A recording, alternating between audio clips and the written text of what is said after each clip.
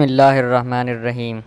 معزز ناظرین السلام علیکم، میں ہوں اسامہ فاروق، ویلکم ٹو العصر ٹی وی۔ ناظرین، آج ہم آپ کو خلافت عثمانیہ کے دوسرے سلطان ارطغرل غازی کے پوتے اور عثمان غازی کے بیٹے اورحان غازی کے بارے میں آگاہ کریں گے۔ تاریخ میں آپ کو خلافت عثمانیہ کا حقیقی بانی قرار دیا گیا ہے اور آپ کو اورحان اول کے نام سے یاد کیا جاتا ہے۔ اورحان غازی بن عثمان غازی سن 1228 عیسوی کو سوغوت میں پیدا ہوئے۔ ناظرین، جب 1317 عیسوی میں عثمان غازی نے بازنطینی شہر بروسا کا محاصرہ کیا تو یہ محاصرہ تقریباً 10 سال تک جاری رہا۔ تو اس دوران عثمان غازی بیمار ہو گئے، مگر بروسا والوں نے ہتھیار ڈال دیے اور عثمان غازی کا یہ بیٹا اورحان فوج کی قیادت کرتے ہوئے فوج کو لے کر بروسا میں داخل ہو گیا۔ اس دوران عثمان غازی شدید بیمار ہو گئے اور آپ بستر مرگ پر چلے گئے، مگر آپ کی وفات سے پہلے آپ کا یہ بیٹا اورحان بروسا کی فتح کی خوشخبری لے کر عثمان غازی کے پاس پہنچ گیا۔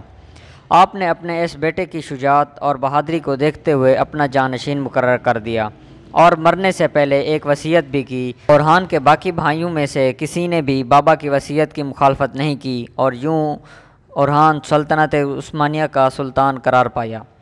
ناظرین، ہم ان کا نام سلطان سے ادا کرتے ہیں، مگر انہوں نے کبھی اپنا نام سلطان سے نہیں ادا کروایا، بلکہ اپنے بابا اور دادا کی طرح امیر کا لفظ منتخب کیا۔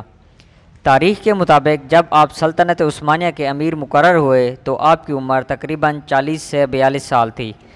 آپ کو سلطنت عثمانیہ کا بانی اس لیے کہا جاتا ہے کیونکہ آپ کے دور میں فتوحات کا سلسلہ جاری تھا اور سلطنت عثمانیہ مکمل طور پر مستحکم نہیں تھی۔ آپ کے دور میں آپ کے بڑے بھائی علاؤالدین پاشا نے سلطنت عثمانیہ کی پہلی باضابطہ فوج تیار کی، جس کا نام اس دور کے ولی کامل حاجی بختیار ولی نے ینیچری رکھا۔ اورحان غازی نے سلطنت عثمانیہ پر سن 1326 سے لے کر سن 1359 تک حکمرانی کی۔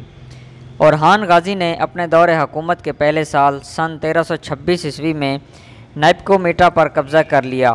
بروسا چند ہفتے پہلے ہی فتح ہو چکا تھا۔ سلطنت بازنطین کے ایشیائی مقبوضات میں اب صرف ایک ہی بڑا شہر نائسیہ رہ گیا تھا، جو اپنی عظمت و اہمیت کے اعتبار سے قسطنطنیہ سے دوسرے نمبر پر تھا۔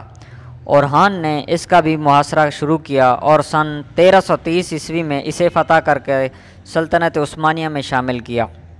اورحان غازی سے نائسیہ کے باشندوں کو کھلے عام اجازت دے دی تھی کہ اگر آپ چاہیں تو اپنا سامان لے کر کسی دوسرے شہر میں چلے جائیں، مگر بروسا کے باشندوں کی طرح یہ لوگ بھی اسلام میں داخل ہو گئے اور اپنے وطن میں ہی مقیم رہے۔ کراچی اور دوسری ترکی ریاستوں کی آبادی زیادہ تر ترکوں پر مشتمل تھی اور خاصی تعداد ان میں یونانیوں کی بھی تھی۔ ان فتوحات کے بعد تقریباً 20 سال تک کسی جنگ کی نوبت نہیں آئی۔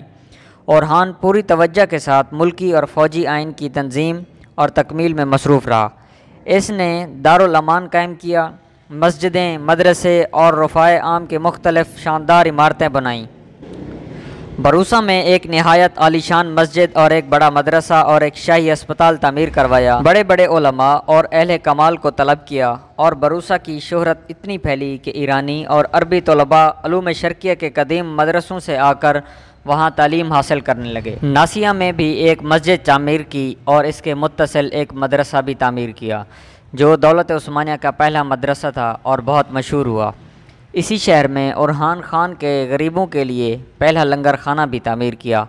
اورحان خان کی زندگی کے آخری سال سلطنت بازنطینی میں قدم جمانے کے لیے صرف ہوئے۔ یہ سلطنت 8ویں سن ہجری یعنی سن 1400 عیسوی کے وسط میں نہایت کمزور ہو چکی تھی۔